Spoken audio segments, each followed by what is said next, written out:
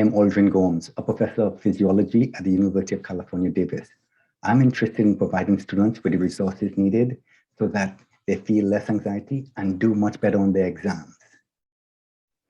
I created a series of videos on effective study habits that are based on multiple things. So let's take a closer look at what I did and how you can be helped.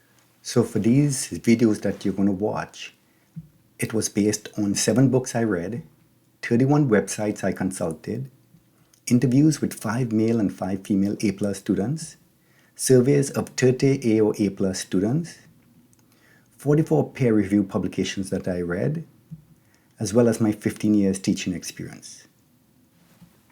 What makes these videos that you'll be watching different from others is that the information provided is supported by peer-reviewed publications and the methods are actually used by A+ students.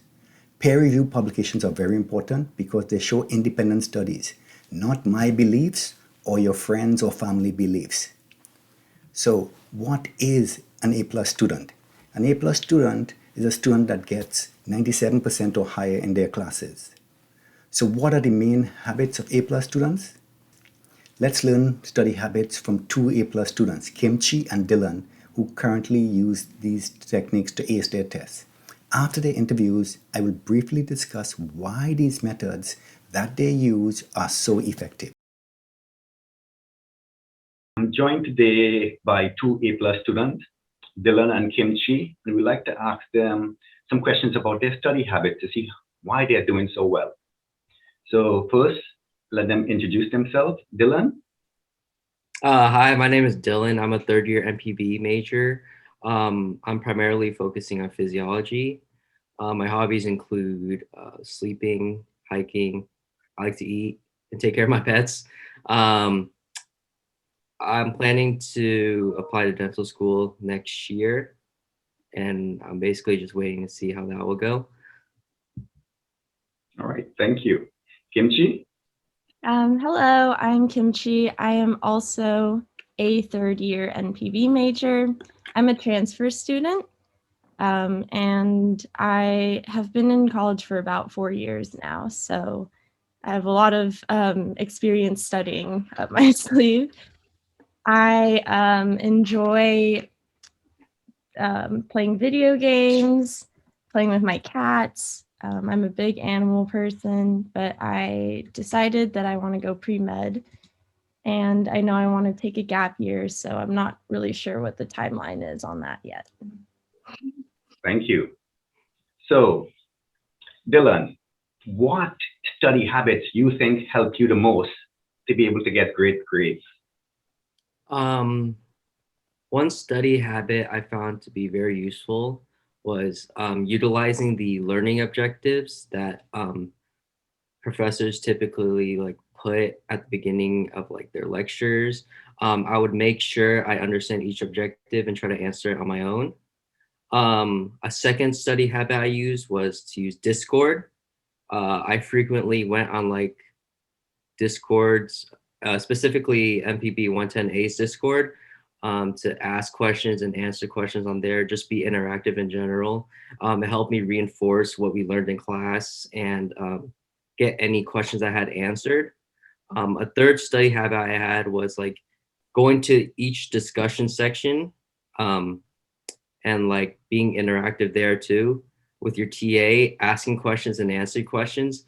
Discussion sections was a way for me to reinforce what I learned and understand what parts of the lecture I didn't get. And I would go home and then review up on those topics. And that's what helped me do well in this class. Great. So Kimchi, what study habits you use to help you get great grades? So similar to what Dylan said, I would often participate in the class Discord.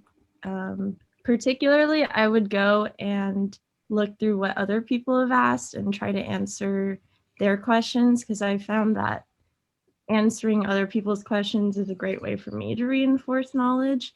And then if I don't know the answer, I can go and look, and then that's something that I'm filling in my own mind. I am more of an independent studier, so what I would do by myself is I would go through the lectures maybe on the weekend and redraw like main concepts and sort of group things together so that it just made more sense in my mind.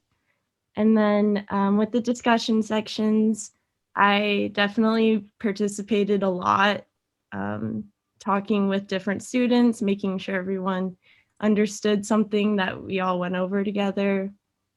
And then in class, you don't really think that you're studying in class, but I did participate a lot and I asked a lot of questions, just to really make sure that I knew what was going on because learning is about what you're picking up. So I think that that's really important. Thank you. So to summarize, you all are using 2 or 3 really important study habit techniques. One is being very active in class. That's a great technique. So would you say that attending class is important? Yes. Definitely. Great. I would say though that it depends on how you learn sometimes. If you're really good at being self-motivated and you can focus for a good amount of time, you could just watch the lectures at home. But I really did benefit from going to class and being there. Yeah, I would say it's okay to go to class and not participate, but you should try to participate at least in like discussions because those are like meant to be small classroom settings where you can get like more of a like one-to-one interaction with your TA. So yeah, that's good. There's actually data to suggest that participation in lecture itself benefits students in terms of grades and mental well-being. So I'm a strong advocate for participating every part you can. That's in the lecture, in discussions, Discord, Yellow Dig, anything that's involved in the class. It's a great avenue to learn from. So the other important aspect that you all brought up, doing active learning. Kimchi brought up that she was making diagrams and rewriting things to make it in a way that she can learn different ways from. And that's really important. So Dylan, do you use any active learning strategies? Active learning strategies, yeah. So I would refer to the learning objectives after each lecture and kind of like draw diagrams or like write out responses to try to answer those objectives. So I guess that was pretty active. Yes, that's one of the key things that I'm also trying to stress to students. They should be thinking of things, making their own questions and trying to answer them. That's a way of active learning and reinforcing what they learned, but also it allows them to see any gaps in what they didn't know to be able to understand that at a higher level. So, Can I add something too? sure. So I found that specifically with classes like this, where we have class every day, it's easy to feel overwhelmed with the amount of information. And I do think that oftentimes students focus too much on what will be tested and what will show up on the test instead of trying to realize that these concepts we're learning all kind of connect. And it is important to know all these little things, but they're not hard to memorize or, remember if you can kind of grasp the whole concept. So thanks, Kimchi. You brought up an important point there. It's called associations. If you can associate something with something you already know, it's a lot easier to remember and you learn it for a long period of time rather than trying to just study. So another quick question is, do you study daily or do you do a lot of cramming? So Dylan? Oh, yeah, I study daily. It was not effective for me at all to cram it in, and whenever I did cram, I would get poorer results compared to when I studied like throughout the week and on the weekends, like every day basically. Thank you. And Kimchi? I would I wouldn't say I studied every day, but I did do work for the class every day. So I would do the daily reading every day. After lecture, if something didn't make sense to me, I would definitely like try to secure that information.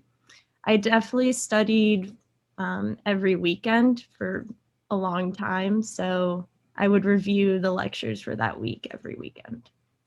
All right. So you put in time every day and you put in the most time on weekends, Mhm. but you were consistently putting in time. Yes. So, No cramming. right. So spaced learning is one of the best techniques Yes. whereby you reinforce things over time. Our brain is able to retain that for much longer and make more sense of it. So great. So if you could go back now to your freshman year and tell yourself something about study habits, what will it be? Dylan? I would tell myself to not procrastinate. When I was a freshman, I would like cram everything on the weekends, and that did not work well at all. Thank you. And Kimchi? Yeah, I definitely used to procrastinate with studying. I would wait until, 3 days before the test to really review things.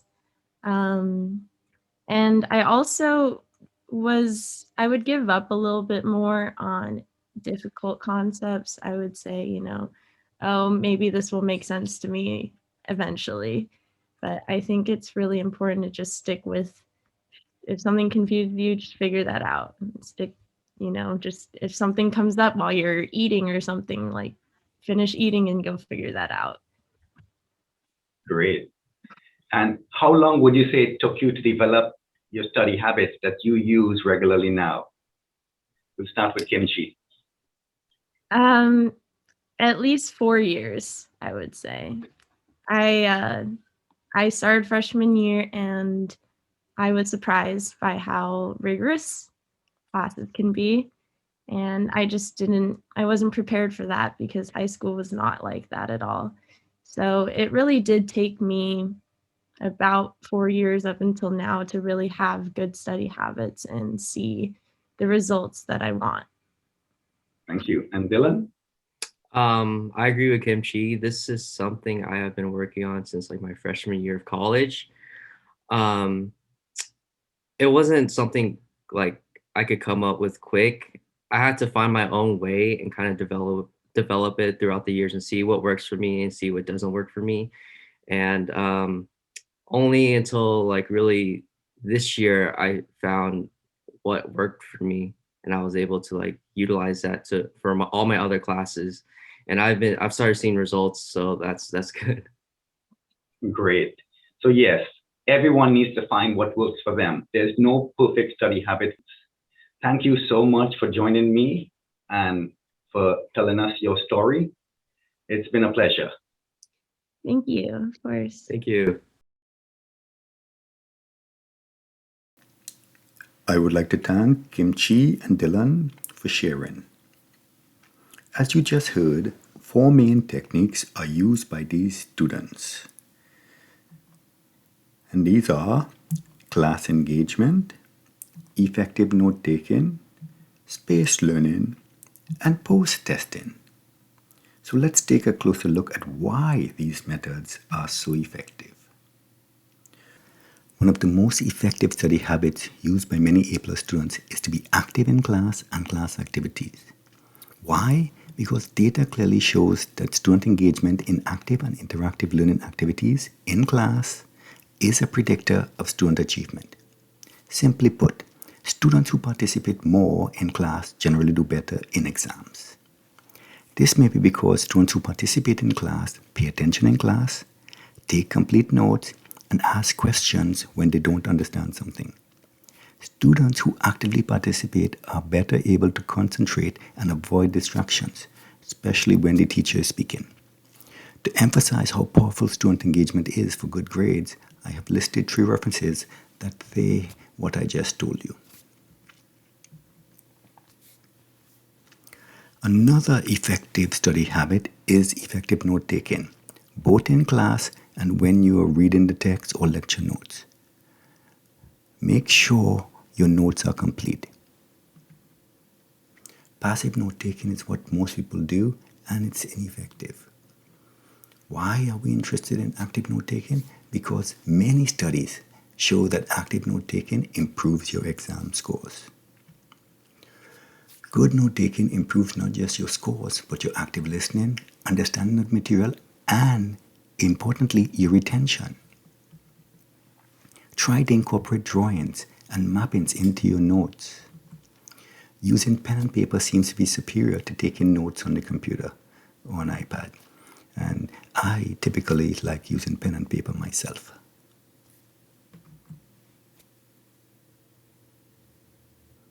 Probably the most important effective study habit any student can implement quickly to improve their grades is spaced retrieval practice. That is, studying for a shorter period of time each day rather than a longer period of time on one day. Why should you do it? Because students retain spaced content better than mass content. And importantly, students using spaced retrieval practice do better on exams than students who use mass retrieval practice. Now, yes, we do hear reports that some students can get good grades by doing all-nighters or by cramming for the exam. However, this is very stressful and not effective. Why stress yourself and possibly get a lower grade? It's better to do 2 hours of study every day for 7 days than 14 hours of study on a Sunday before the exam. Do work consistently every day if possible, especially for difficult courses.